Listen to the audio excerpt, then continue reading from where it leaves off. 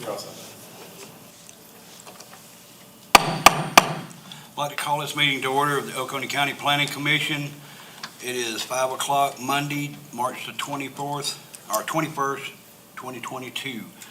Our first order of business is invocation. Mr. Root, would you please? Yes, I'd be glad to. Thank you. Pray with me if you'd like to. Well, Father, thank you for this very beautiful day that you've given us to live, and help us to engage in each moment, knowing that that is really all we have. Tomorrow is not promised to us, but that we have today, we have now, and help us to do our best in this moment. Help us to live with purpose and to have a plan to carry out that purpose that's consistent with your will. So I pray you'd give this body wisdom, insight to help it form its plan and its plans, guiding them in the right way. In your name I pray, amen. Mr. Golden, would you lead us in the pledge, please? I pledge allegiance to the flag of the United States of America and to the republic for which it stands, one nation, under God, indivisible, with liberty and justice for all. All right, next up is the approval of minutes for our February 24th meeting. Do I hear a motion to approve? So moved. Second. Any corrections or mistakes made on the minutes? All right, if there's no discussion or mistakes, all those in favor say aye. Aye. It was unanimous. All right, public comment for non-agenda items. We don't have any at this meeting, so we'll move into commissioner member comments. We'll start with Mr. Alex. Have anything? I do not. Mr. Smith?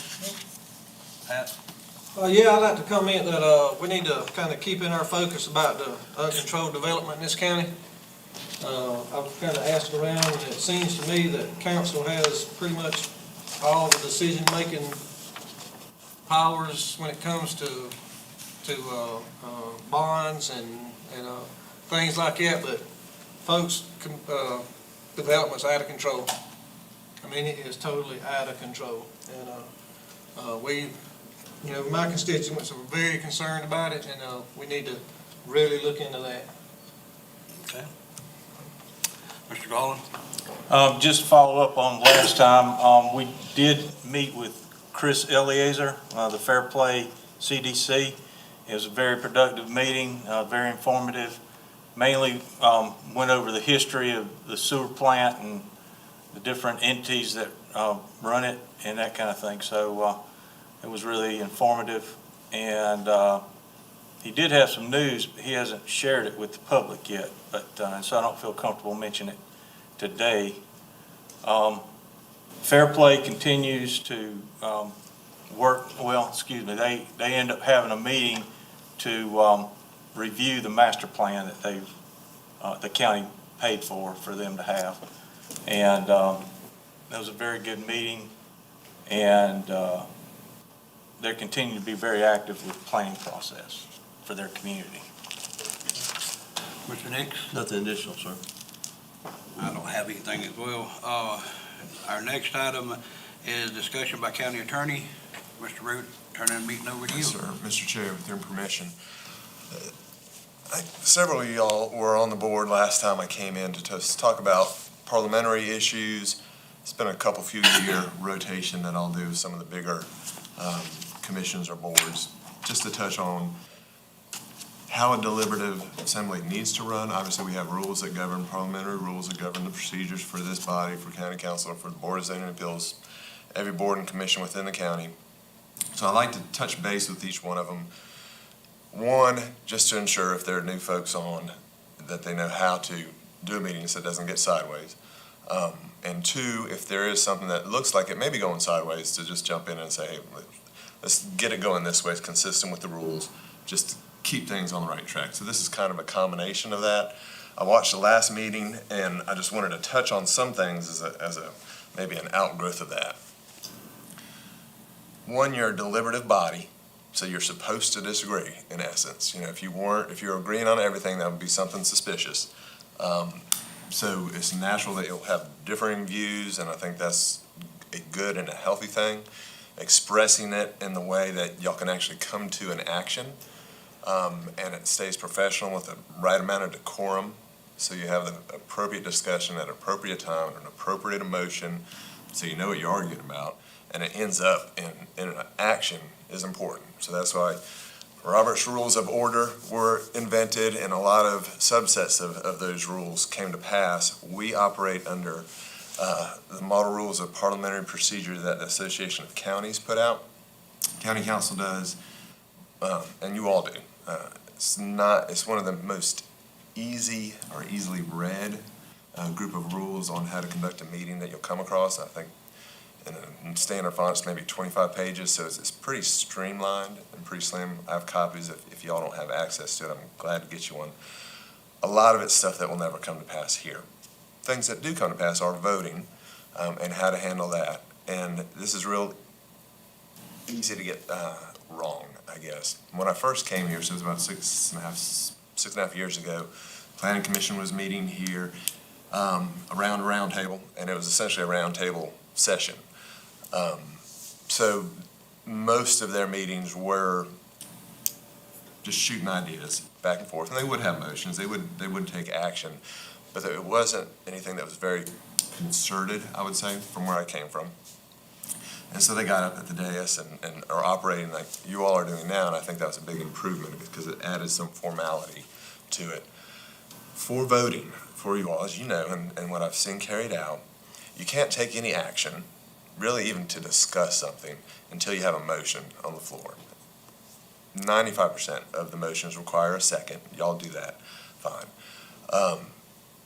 The chair can make a motion, but generally the chair is going to coordinate the meeting, is going to recognize someone who has the floor. They can make their motion. It's going to be seconded.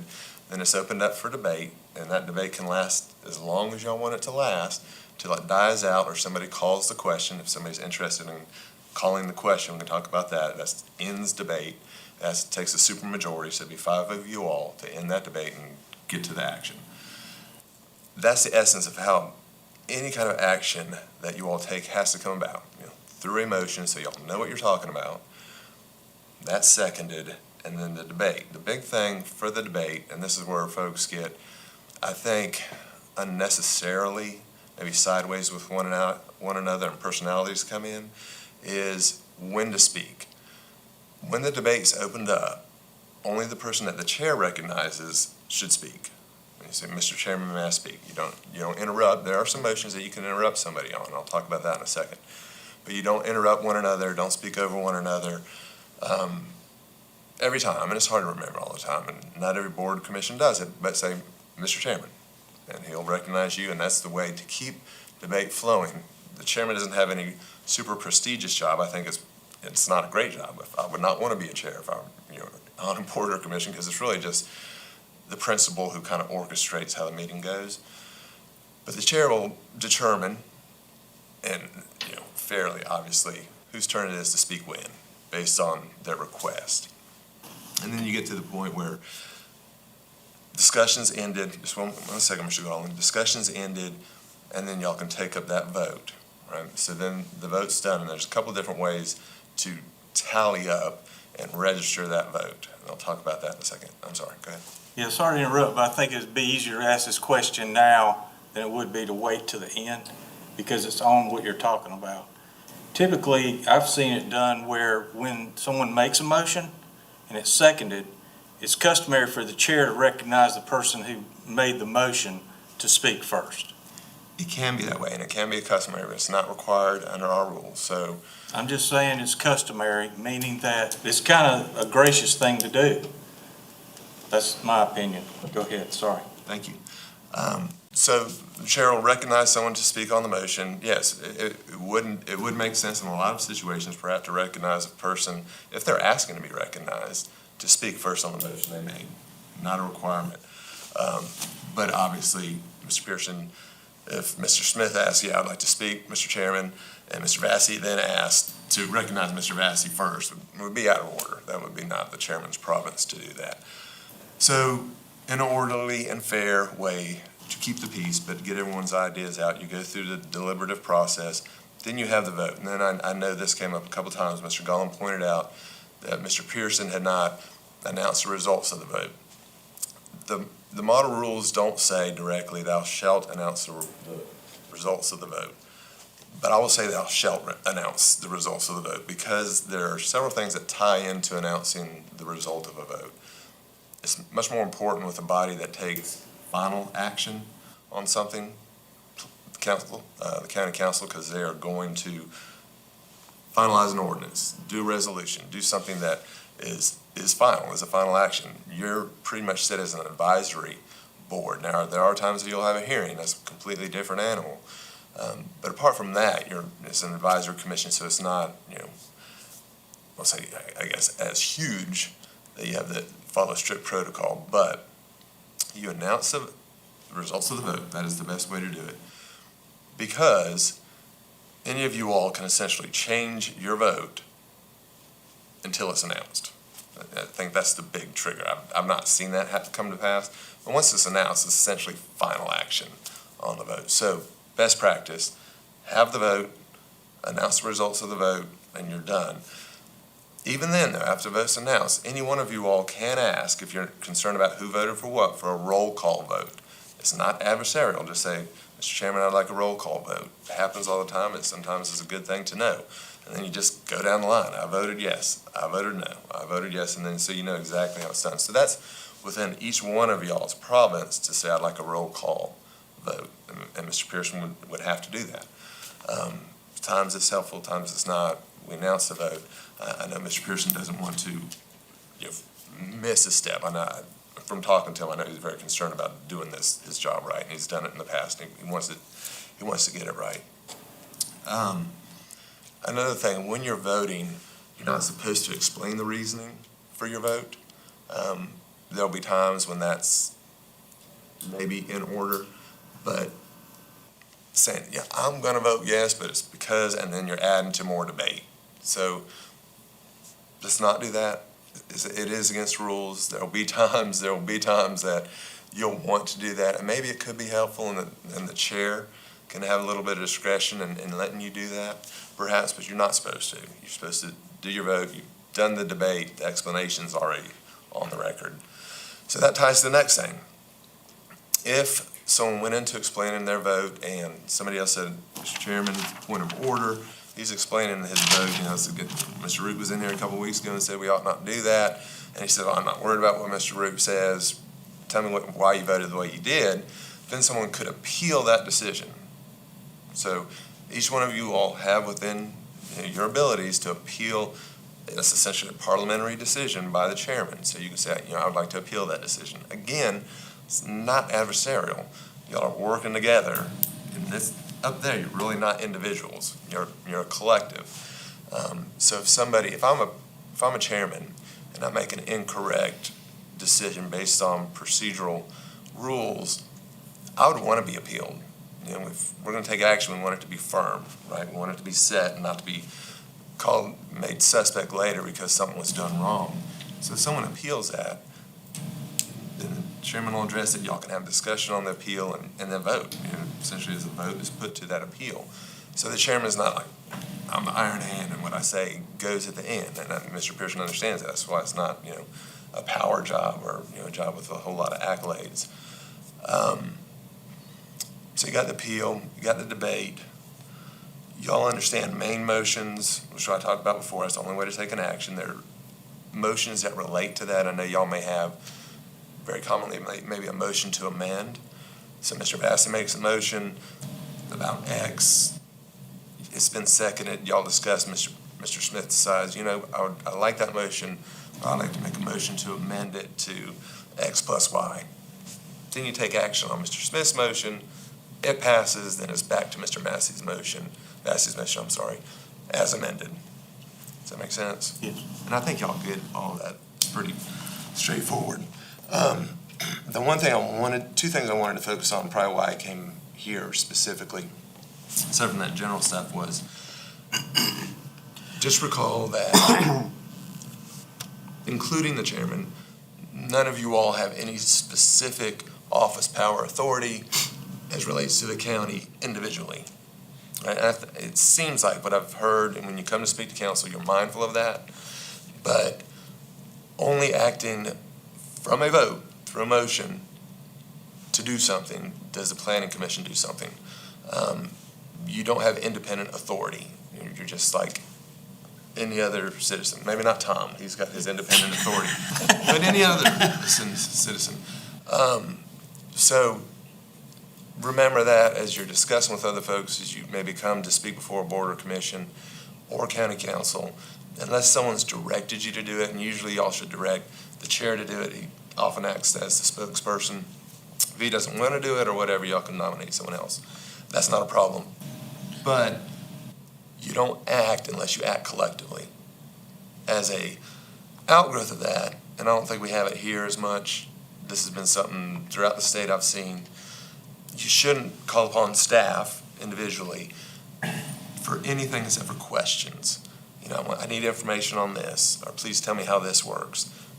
Don't give anything that borders on directions to staff. You know, if the planning commission makes a vote and it's directing staff to do that, great. But obviously, if Mr. Pearson makes a direction to Mr. Cooley to do one thing, and Mr. Gollum makes a direction to do something different, I mean, he puts them in a bad situation. It's unlawful. It's against the state code, so we just want to avoid that. Last thing that I can think of is to remember that you're operating as a public body in a public meeting. And so, you know, it's glass house. So everything that goes on here is for public consumption. Emails, and I'm not seeing this happen, but if you hit a reply all to an email that James sends out, then you've essentially created a de facto digital meeting without notice. So it'd be an improper meeting. So avoid those kind of discussions outside something that's noticed. And then the subcommittees was the last thing that I heard that y'all were developing. I don't have, excuse me, I don't have a heartburn with having subcommittees. Planning Commission is authorized by state law to have subcommittees in relation to the comprehensive plan. I looked back then when we were doing the comprehensive plan if that could apply to other work that the Planning Commission did. I didn't find that it did. There was no case law on it, no AG opinions, but there also wasn't any prohibition. You do have within the rules the ability to make subcommittees. So I would say that's okay. It's an advisory committee. But just remember, you act as a body. Subcommittees, since you've established these, are also small public bodies, so they're going to follow everything with FOIA. They're public meetings, noticed agendas, meeting or minutes. It may be a smoother way to do business, but everyone's got to be brought back in the loop. Does that make sense?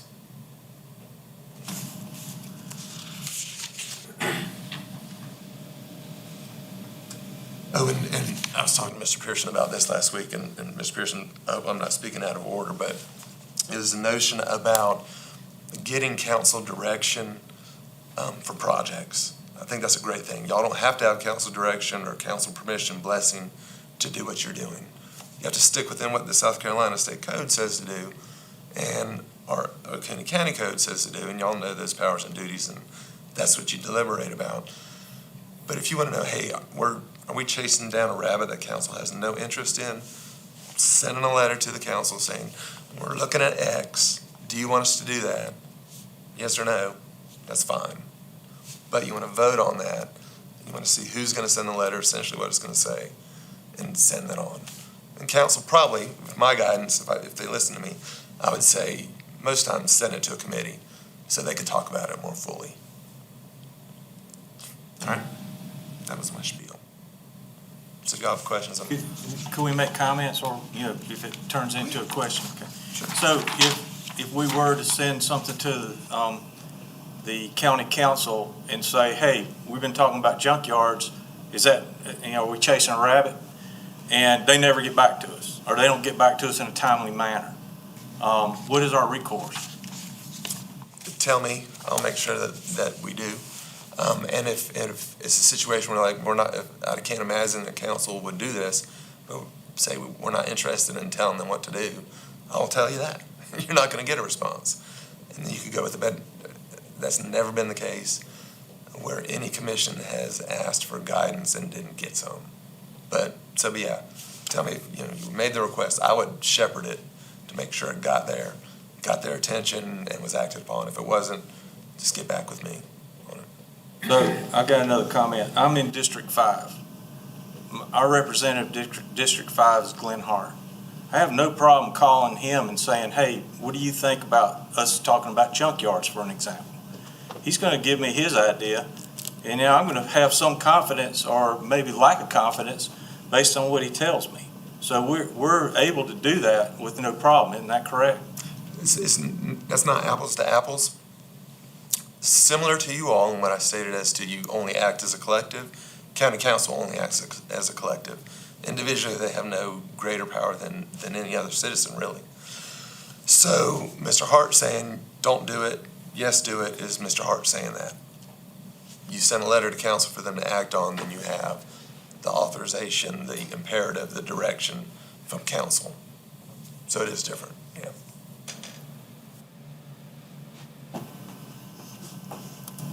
Should we, I'm the one gonna be making the motion to send the letter. Should I request it being sent to committee first?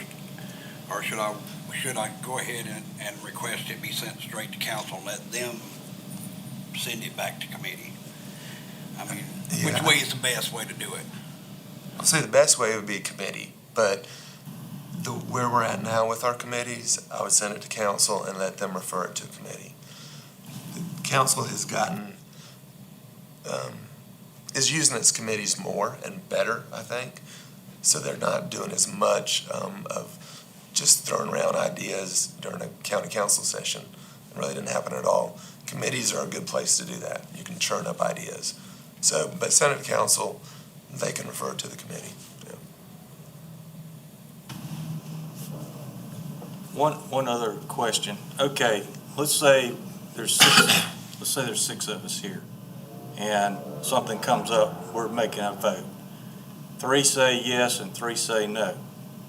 Okay, I think I know the answer, but I want to hear you say it. What is the outcome of the vote? It doesn't pass. It does not pass. You have to have your majority, right, for it to pass. And of course, you could frame a motion in a weird negative kind of way that would seem like it passed, but for a motion to carry, you have to have your majority vote for it. Okay. Now, in the case of elections of officers, let's say you got 3 saying yes, I want one person, 3 saying they want another person for chair, say. You keep voting. Yeah. Each time, 3 and 3. What is the next step? Keep voting. Vote again, and then again and again. And I promise you that at some point somebody will change their mind, because I've been in a process for 2 hours, people doing this. It's very contested. You can say, all right, we're going to postpone this. Can I have a motion to postpone this election to the next meeting? Certainly, that might be in order. But otherwise, you just keep voting until it's done, till somebody gets a majority. Thank you. And I hope you don't mind me saying, I really appreciate you being here. No. I think that's wonderful. You take your time to help us out so much. I'm glad to do it.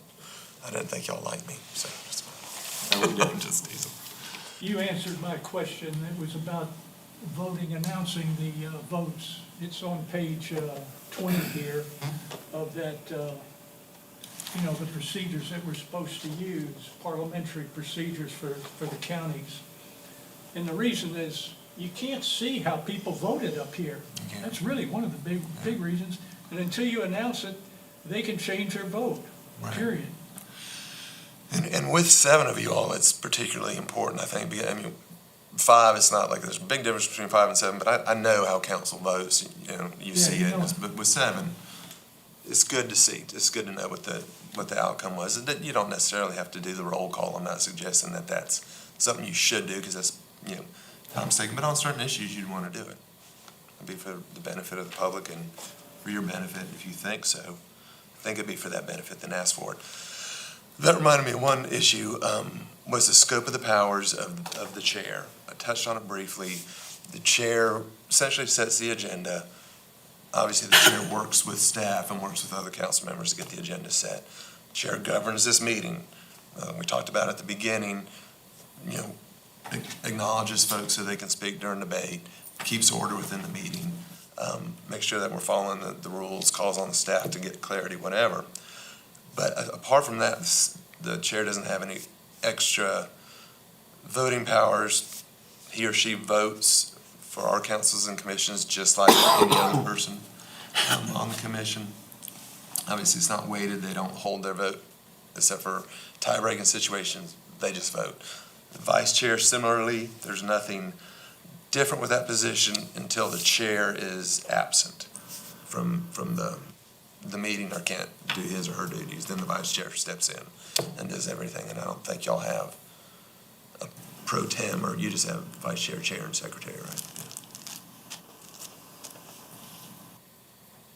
Good? Do you want to touch just briefly on making a point of order and what is allowed on point of order, what isn't, how we make it? Yeah, well, just point of order. It's real simple. But no, Mr. Chairman, obviously you're doing it in respect. You're doing it in the first opportunity without trampling over somebody else who's speaking. You know that you believe something went wrong with the way the meeting's handled, or it could be, again, back to Tom. Tom was causing a ruckus back here. He's had enough. No one's listening to him. And so, point of order, and it's really kind of a matter of privilege, but, can we get control over the room? But it's just directed to the chairman, point of order. You just say point of order first, and then say what it is that you're requesting. Does that answer your question? I just want to make sure everybody, so you don't have to have a second on the point of order. No. It's So, yeah. a request and then, I just, clarification, that's all. Right. Yeah. It's usually just, hey, that wasn't right. That's how it's usually done, but the proper way, and I've heard it like twice up here, so is point of order. Just, follow the order, follow the rule. Anyone else have any questions for Mr. Root?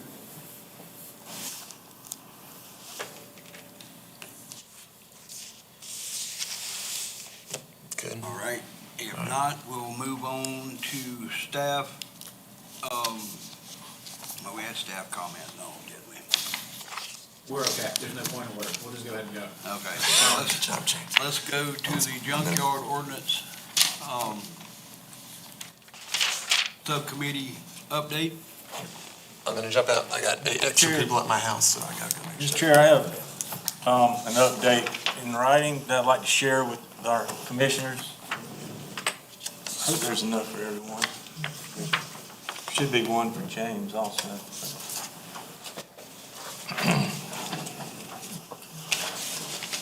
I don't want to cover everything that's in here because you can read it for yourself, but we did have our first meeting on March the 10th, and it was at 3 o'clock.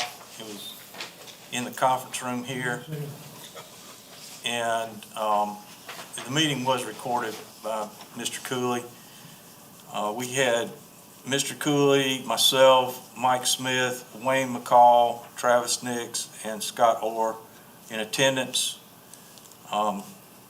James and his staff had provided a number of handouts, which I've listed here. Don't want to read through it. It was established that no one had been appointed to lead the group, so Mr. Cooley and I ran the meeting. This is some discussion items I had in my notes. There are probably, enough discussion items to fill this whole page. And so I'm saying this is a non-exhaustive list, but these are just some of the highlights that I felt like needed to be reported on. The subcommittee members need to do their homework, investigate with ordinance may already have that just needs some teeth put in them. In other words, there's probably ordinances that are already on the books that just aren't enforceable, and that's one of the discovery things that we're wanting to find out. There'll be plenty of chances for the public input along the way, meaning, we talked about us being a subcommittee. We don't have any power to do anything. Once we get back to the commission. If they were to take some action, there may be calls for public hearings or whatever. But we are open for the public to, tell us and, what they want to, at a meeting like this, they can come in and tell us what they want us to know. Towing companies need adequate storage facilities. That was one of the things that was brought up. And then what codes can a code enforcement officer enforce now was a question that came up. I don't think we really got to an answer. What can be done to reduce junkyard sprawl to residential areas, devaluing property values? That was something that I mentioned in the discussion. Okay, so then there were some suggestions. There should be a requirement for a security bond for entities who are chronic complainers of legitimate businesses. That was something Mr. McCall mentioned. Require businesses in Oconee County to obtain a fee-paid business license. Now, that's not something that the committee talked about and subcommittee talked about and said, oh, this is what we want to do. It was just a suggestion that came up in talk. Okay, like the noise ordinance, a junkyard ordinance should include pathways for enforcement that are both subjective and objective in observance. That's one of the things that I felt strongly about. And recruit at least one more member who owns and or operates a junkyard in Oconee County, South Carolina. That was something that was suggested by Travis, and he was willing to see if he could find someone to serve in that capacity. Our next meeting is scheduled for Tuesday, May the 10th at 3 o'clock. And we're not closed for anyone else to join us. If anybody on the commission wanted to come to a subcommittee meeting, as far as I know, we're open for you to come. Are there any questions about any of that? Can I add to what you said? Sure. This was a very cordial meeting, and Gary ran a very good meeting, and I was so glad that everybody that was there realized the need for trying to address this topic. Travis Nix had been to a couple other planning commission meetings, and he showed up, and he's actually volunteered to do some work to try to reach some other people and to address some questions that were raised that Gary has already been over. But I think we really have got something going here. The next one is a long way off, but Wayne wanted to be there at that meeting, and so we've delayed it for that time so that he can be part of the meeting. But it was very cordial, and everybody was focused that, hey, this is a topic that we need to address. So the wonderful thing about the subcommittee is we can sit there and informally go back and forth across the table and kick ideas around, and we aren't impaired with all this formal procedure and the concern of YouTube watching us right away. So James records the meetings, so we know what's going on if something gets out of hand or whatever. And I was really very, very enthusiastic about how cordial it was. I'd suggest the committee fine-tune the word junkyard. That is a broad subject, and you got salvage yards, you got impound yards, you just got yards that are junky. Just people, and since this has come up, I've just kind of noticed, and when you just got a residence that just has a lot of stuff in his yard, well, is that a junkyard, a trash pile, a salvage yard, mom and daddy stuff I'm not getting rid of? So I think you got to really fine-tune that definition of junkyard. And, I would think these gentlemen would rather their place be called a salvage yard or a recycling center. I see a headache with the word junkyard because it is way too broad. You could ride by my house and call it a junkyard because I got 6 trucks, 4 tractors, 3 trailers, all my farm equipment, everything sitting in my yard is vital to my business. And if this is classed as a junkyard, I feel like somebody could come along and say, hey, you gotta clean up. So you gotta fine tune it a little bit, Mr., I think that committee needs to fine tune that just a little bit. Thank you. Mr. Nix. I'd like to echo what Pat's saying. I know we had a draft ordinance in front of us a few weeks ago that we looked at, and one of the things that was a hot button issue on that draft ordinance was, how do you define a junkyard? Is it 5 cars in your yard, which I think was on that draft ordinance? So, yeah, I've got the same concerns as you do, Pat. Do you have anything to add, Mr. James? I will talk just a little bit about the subcommittees. I know Mr. Root brought this up as well. So these are advertised, they are on the council calendar. There is an agenda that is set, it's posted here, it's sent out. These meetings are all open to the public, that's why we announce them. So anybody who wants to come can come and participate. And the transcripts are all available for anybody who would like to listen to them. They are all recorded, so we will have all that as well. Mr. Collins, you got anything else? I just say that our staff provided information to us that includes what the term junkyard means, so that's available if you want to review it. Those definitions are what we're planning to use, but they also will be discussed. So, as you mentioned, fine tuning, excuse me, go ahead. The definitions that were provided are suggestions. Those are from, we provided you guys with 9 ordinances from other counties.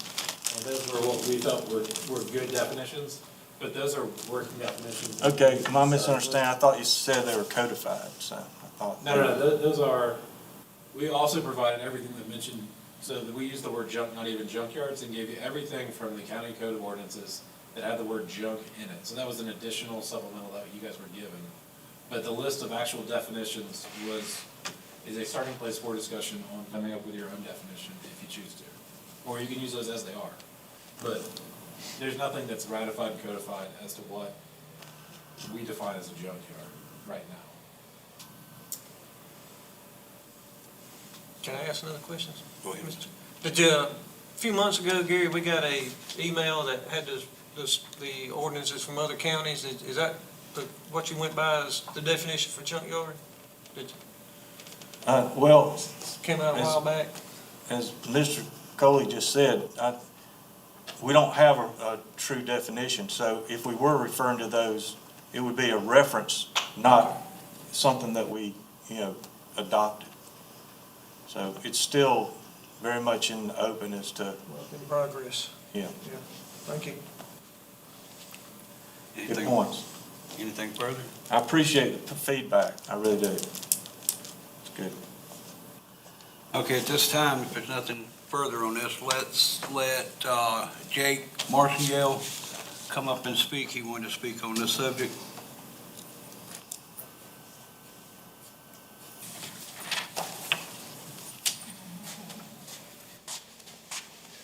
Please state your name for the record. Jake Marcingill, owner of The Junkyard. If y'all need a definition of a junkyard, I am glad to take y'all through the junkyard and show you what a junkyard looks like. Show you what we do, or what I do, because you can't get no help.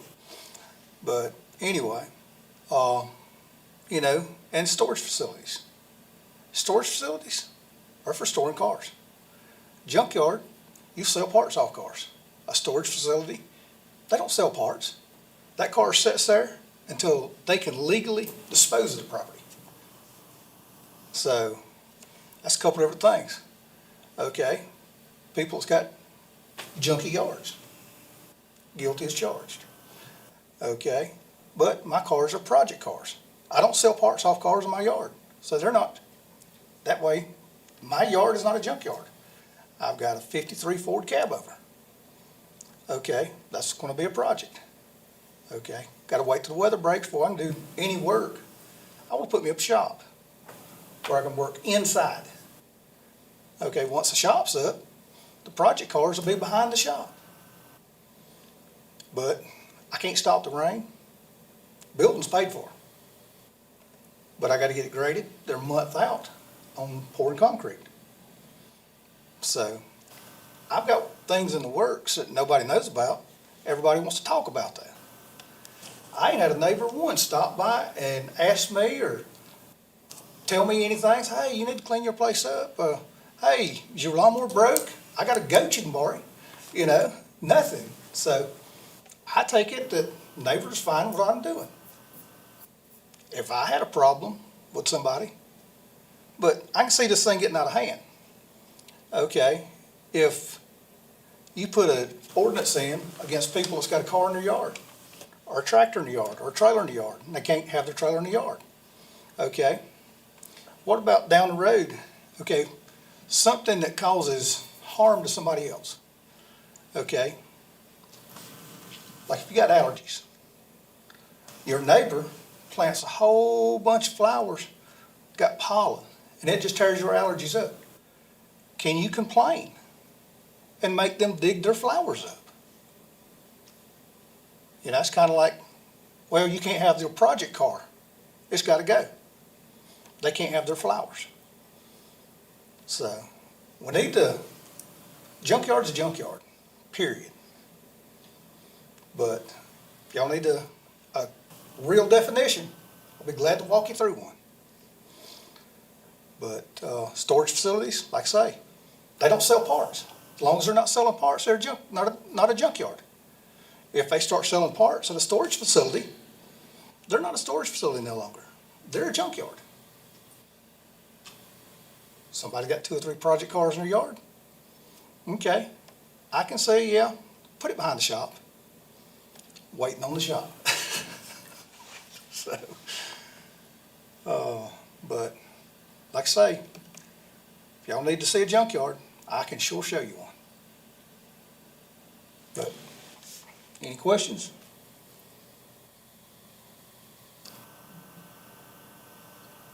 Thank you very much, sir. Thank y'all. All right, our next item is the letter to county council. I'm not sure exactly how to word this motion. Do you? It's not gonna be a motion you like. Go for it. All right. I move that no letter or planning commission contact be made with the county council regarding the junkyard subject until the junkyard subcommittee makes their final report to the planning commission. I have a motion. Second. Any discussion? Could you read that again? Sure. I sure will. I move that no letter or planning commission contact be made with the county council regarding the junkyard subject until the junkyard subcommittee makes their final report to the planning commission. I got a question.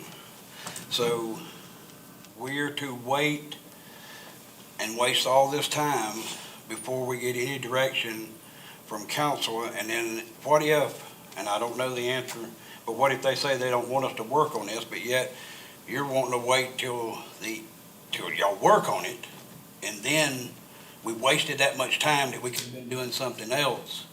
If we send a letter to council, we get an answer, like Mr. Root said, as soon as possible. And that way we know if they're wanting us to work on this or not. And that way we don't waste our time, we can go on to something else that we could be doing. Well, my initial thought is, as David said, we don't really need their permission about what directions that we're going in. It's helpful, but it's not required. And when we send something up there like that, it almost seems like we're kind of a ship without a rudder. And we don't know what we should do or not do. So I don't know of anything that we've sent up there that they have said no, positively no. They've sent it back to us to have a public hearing on, and that's about the extent of it. So I think we're causing more of a problem than we're solving. but we have sent things to council, worked on them for months, and they get to council and they've shot them down. They didn't want us, basically, they really didn't want us to work on it, so when you come to them, they just shot it down altogether. And it was a waste of our time to work on these items when they wasn't gonna approve it anyway. So, well, I'm gonna end my discussion there, so. So I like the ideas of the subcommittee. I think that's a great step. I also don't really like the idea of saying, should we do this or should we not? We've got the three different subcommittees that are working now. I like the idea of saying, we have these three different things that we're working on. Which one is the most important? Which one is the least important? That way we can kind of get an idea of where we start first. And with the next meeting of the junkyard ordinance subcommittee being in May, I don't necessarily see that there's a reason to say we're not gonna do it at all. It seems like it's gonna take some time, no matter whether we come up with anything or not. But I don't think asking for direction as to which is more important, or they see as more important, is Mike? Frankie, if I'm not mistaken, you're the one that brought this up last year, and I put it on the agenda. So now all of a sudden, we're trying to put this thing in reverse, and we've already spent time on it. And I think if you go through the rest of these other two subcommittees, you'll have a feel for the timeline of what this thing is gonna be. I don't see anything for junkyards getting done before the end of the year. I really don't. Because it is, as Mr. Massey-Gale said, and as you've said, we've got definitions that we've got to go through, and there's gonna be concern about private property, or are we talking about entities that are actually in business? And I think the drift is, we're gonna look initially at businesses, and we're gonna leave the other topic for a later time or until we get direction. I just think we're gonna cause a bigger problem than we're gonna solve. All right, I call for a vote. All those in favor of not sending a letter, say aye. Aye. Aye. All opposed to that? opposed to not sending it. Opposed to not sending, say aye. I don't wanna send a letter, let's put it that way. All right, the ones that don't want to send a letter, say aye. Aye. So we have, what should be the answer to this? The ones that do want to send a Call letter? for the opposing, point of order, call for the opposing vote, and then we'll tally. Yep. All right, now we have to do opposing vote to not send it. We had two for sending it, those that are against, for sending it, and those that are against sending it. The motion was, Frankie, the motion that I made was not to send the letter. How many people, I mean, it seems like you need to ask, how many people are in favor of this motion? All right, how many people are in favor of Mike's motion? Say aye. Aye. Aye. All those that are not in favor, say aye. I abstain. Can't abstain. You have to have a reason. No, you can't No, abstain. you have to have I a, understood Mr. Root said that you don't have to give a reason for your vote. but you have to give a reason You for don't have to abstaining. give an explanation for your vote. That's You guys right. are here to vote, so if you are here and you don't have a reason to recuse yourself, now, if you do have a reason to recuse yourself, we can. Let's say we can you recuse. own a junkyard and you're in business, then you shouldn't vote. Well, under the current definition, I own a junkyard. No, that's not true. No, you don't own a junkyard. When you're in agriculture, there's exceptions to. I don't know that. I'm not being a fly in the ointment, but I don't know that. I mean, Well, we're expected to vote, so can you vote one way or the other and still be okay? well, one vote not sending it then. Okay, how many we got? That's a 3-3 vote the motion fails. I'm Mr. sorry. Williams, can you clarify your vote? Are you voting in Please. favor of the motion on the floor? or Yes. against the motion? Yes, All right, he's voting in favor of the In motion. favor of the motion, Yes. not to the letter. right. Correct, okay. Thank you. We have a 3-3 tie, motion fails. Okay. Am I correct in that of something? Okay. Now, I would just like, point of order, there's so much confusion around this. Could we just clearly and cleanly vote on that motion one more time? That's a question I'm we asking you, have Mr. Chair. voted on that motion. It was a 3-3, 3 for not sending it, and 3 against the motion. I don't know why we have to have another vote. Because it was so messed up and But confusing. it's still, did you not understand that we I had think 3 we got the for and 3 clarification. against the motion? I think we have the clarification at the end. I'd like to call for a roll call vote, please. Sure. Can you do that after I've already announced the results of the vote? You can, it's just a Okay. clarification, it is a point of order for Alex? clarification. I oppose the motion. Mike, I'm for the motion. Pat, Four. I oppose the motion. I'm for the motion. I oppose the motion. So we have 3 for the motion, 3 opposing the motion. So motion fails for lack of a majority vote. Thank you, Mr. Chair. Now, I am requesting a letter. I'm making a motion, sir. I am requesting a letter be sent to council asking their, asking whether they want us to work on this junkyard ordinance at this time or not.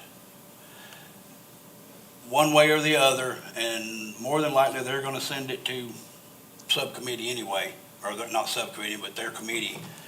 But my motion is to send a letter to council and ask, what their opinion is on a junkyard ordinance. Is that the theme of your? That's letter? pretty much it. You're gonna write it? Nope, I'm gonna ask Mr. James to read it. He'll word it the proper way. Do we get to review the letter? Yes, before it is sent out, I'm requesting that every single member either sign it or not sign it. That way the council knows it came from planning commission and not just the chairman.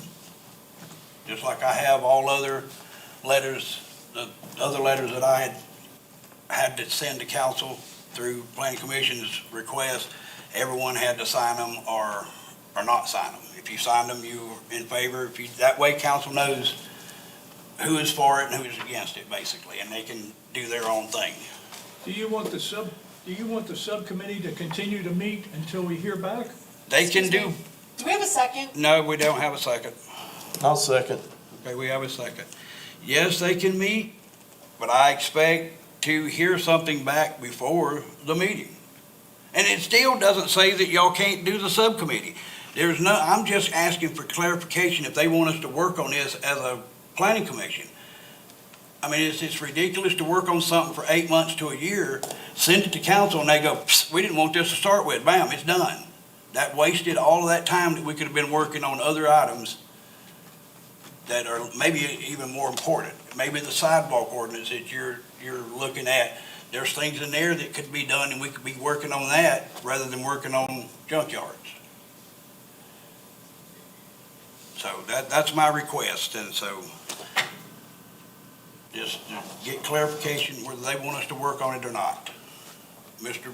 Corley will write up the letter and word it the proper way, and it'll be presented to us before it is sent.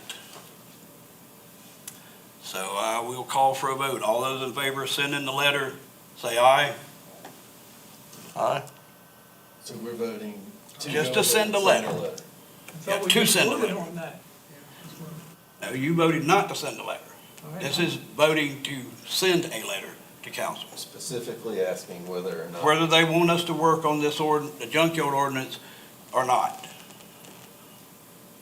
I know we don't have to, but, I mean, we can do what we want. Will you call a vote, Chair, Mr. Chair? I just did. Okay, well, now it's time for people to vote.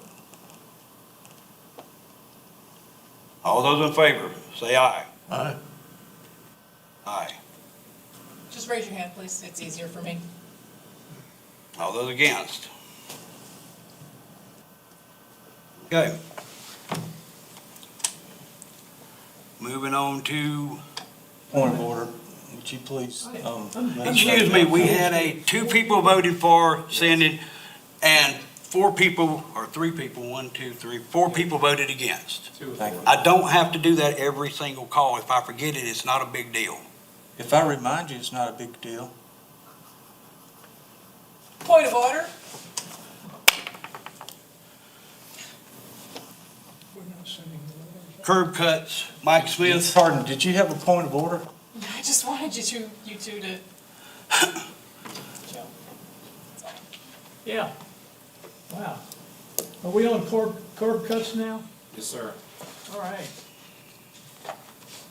We have had 2 meetings, or no, I'm sorry, 1, on March the 10th. The next one is April the 12th. The people that attended were me, Gary, James, Tom, and we had 1 interested citizen that came along. And I want to mention right now that James is reaching out to the public, whichever system that he uses, and it's great because this guy shows up and we had him in the discussion and the subcommittee was really working very well, I thought. James brought us the Planning Economic Development meeting on June the 1st that asked us to direct curb cuts. We have that. Now, we also have a map. Can you show that map on your, okay. Let me explain this to you. This is in 3 sections. And it starts up here at the intersection of what I call Miracle Mile and goes down 123. And you'll see some red lines on it that are perpendicular to 123. So the panel up at the top is, as you can see the different colors there, it is well developed. And as it gets closer down here, it is less developed and moves on towards the bridge there where it is next to Clemson. There's a color code of whether or not the property is undeveloped or residential or industrial, different color codes, etc. Now, being sure, we are going to send out letters to the owners of this property along here so that we know that they realize that there is a subcommittee that is looking at curb cuts and off-turn lanes. Tom gave us a lot of good guidance here, and the understanding that we had last year with a meeting with the South Carolina DOT was that we can petition them about curb cuts, but they have the final ordinance about curb cuts and off-turn lanes. But we, of course, can petition them.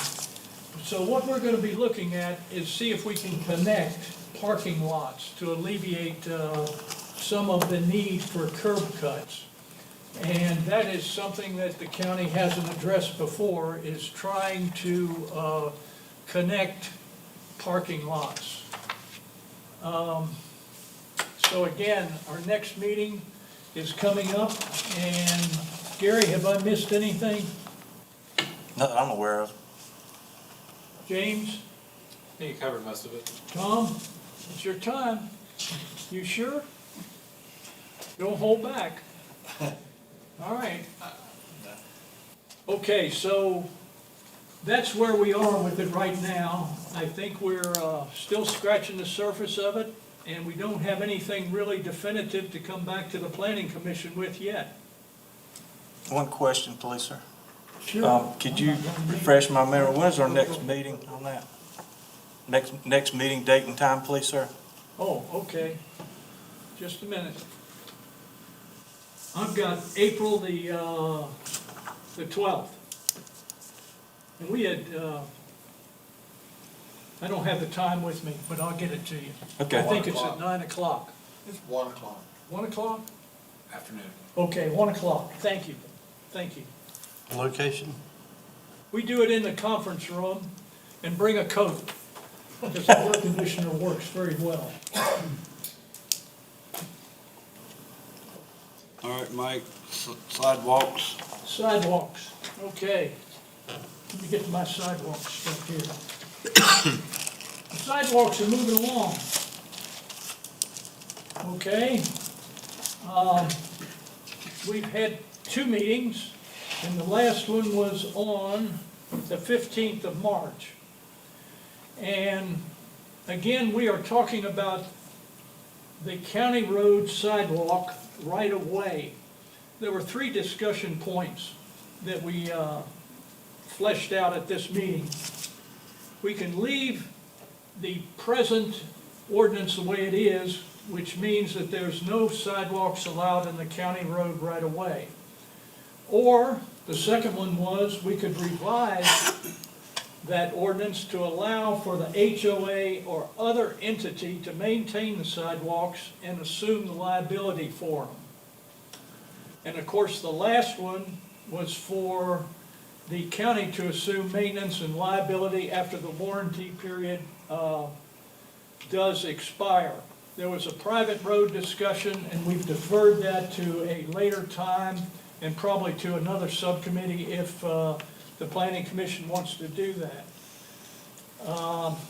We do have some guidance we need from you about this, and I want to go ahead and make a motion here for you. I move that the sidewalk subcommittee draft an ordinance to allow for sidewalks built to South Carolina DOT standards in the county right-of-way, provided the HOA or other entity is responsible for their maintenance and liability.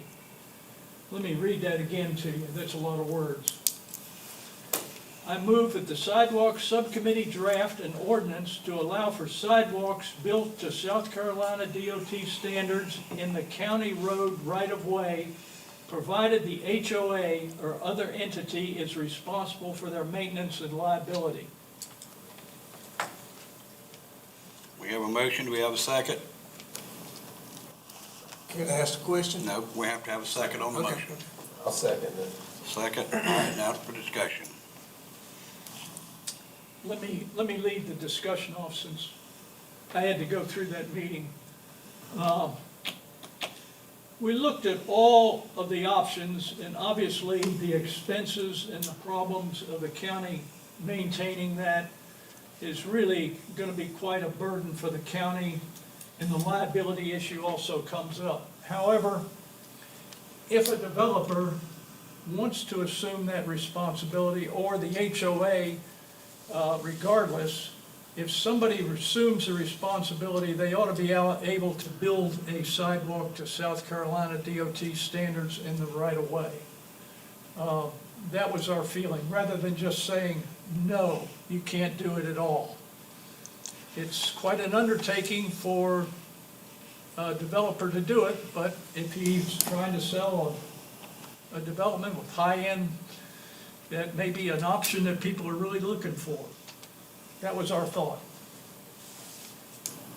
My clarification is it just county roads? Yes, just county, not state. Okay, can you explain that? Why?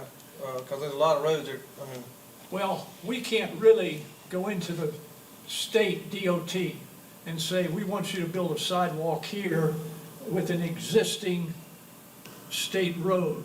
They're just gonna say, I'm sorry, you've got the wrong number. That's gonna be the end of it. Now, when the state builds a new road, like Sheep Farm Road, they put sidewalks in. They do that. That's their standard procedure. But if they're repaving a road like they did Highway 11, unless they're putting a new road in, they're not gonna put sidewalks in. Now, we can petition them, and that would be something we could do, but I don't see how it's gonna be very, it's my understanding here, you're trying to give homeowner associations the ability to request or do it on their own. So could they not do it on their own on a state road? I don't. It's a question I can't answer. James? So, A group that was ready to accept the O&M, the operation and maintenance requirements for operating a facility, could petition to DOT for permission to do it and get it permitted through their office. The county would have no say over it, the county would have no jurisdiction, we would not even have courtesy review over it. But yes, they could. And the state would maintain it. No. Oh, they wouldn't? Well, that would be discussion between whatever that entity was and the state. They would not ask us our opinion. Thank you, that answers my question. Okay. Well, if I can just make one Sure, please, comment. please, James. During that meeting, there was an additional list of conditions, so it was, and I don't have that list in front of me, and I apologize, I didn't bring my notes from that meeting. But in addition to accepting the maintenance and liability requirements, it was also accepting the requirements for any utility repairs that were done underneath it, that they would repair and replace in kind with whatever was originally installed, and several other things. So we can amend that motion to reflect that list of conditions that would need to be met. Yes. And I can send that to everybody if they'd like to review it, or we can, and table that for now, or I can send it to everybody as a review afterwards. That's kind of up to y'all as a group. I'd like to move to amend the motion that Mike made to include the list that James referred to. Yeah, I'll second that. Any discussion? On the original motion, I guess, well, both, really, my question is, what is the basis for the county not allowing sidewalks to be built? I can answer that. Okay. This is, the history behind it was too expensive, and there were constant complaints about, not constant, but there were several complaints that if there was a little bit of a lip there, that they wanted the county to come in very quickly and repair it, and they would only repair, say, a 2-foot section, when economically it was more feasible for them to, say, do a 6-foot section or something like that. And they were constantly going around having to repair very small sections. But it was mainly, there were also the liability issues too involved. Okay, so, let me make sure I understand that. So, everything that we were concerned about, that was the basis for the county disallowing sidewalks to be built in subdivisions, are being addressed by our motion, which is to eliminate the county's liabilities and any responsibilities thereto. That's right. That's the whole idea behind this. And we're just trying to draft it and bring it back to you guys to let you flesh it out and talk about it. So, I'd also like to ask another question, if I may, Mr. Chairman. Is there any way we could get Mr. Markovich to provide his input at this time? He will be more than happy to provide his input. Right now, Mr. Chairman. this discussion is about the amendment to the motion. That's what the discussion is about now, about adding those items to the original motion. We can take a vote on that and then go back to the original motion as amended and have further discussion at that time. Good idea. So Let's vote. I'm calling for a vote on the amendment to Mike's original motion to add the, List of conditions. yes, to the original. So all those in favor say aye. Aye. Unanimous. No, All right. Now we're back to Mr. Smith's original motion amended. Mr. Markovich, if you would like to step up and say something about that. Thank you. For the record, I am Tom Markovich.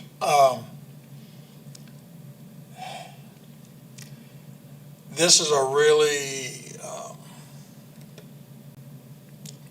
tricky subject because you're talking about public right-of-ways and you're talking about introducing a private mechanism into a public right-of-way. And I really don't understand legally how this mechanism can work. And part of my thought process on this, I mean, people don't expect it. But nonetheless, they need to understand, you have a right-of-way out there, and most people's yards incorporate that right-of-way. If somebody decides they need to pull over and pull into your bushes to get off the road, they have every right to do so. If you have a sidewalk there, and it's become kind of a quasi-private sidewalk because it's only for that subdivision, but it's in a public right-of-way, what's to prevent anyone from parking on that sidewalk? Because you're not going to be able to limit how that public right-of-way is being used to a certain extent. Now, this thing is beginning to go off. It's going to end up, I don't understand how the legal aspect of putting something that is basically a private mechanism into a public function. That I kind of question. And even working around the idea of the maintenance of it. I'm not saying it can't be done, but I'm not sure that I understand how the law can accommodate it. I really don't. That's where I'm at on this thing. And it's not because I'm against sidewalks. It's just, you know, I'm not. I'm just saying that this is a very complicated issue. Thank you, Tom. Any further discussion? All those in favor of the motion, the amended motion, say aye. Aye. All opposed? It's unanimous. All right. Any further business has before commission? Motion to adjourn? Second? All in favor? Aye. Aye.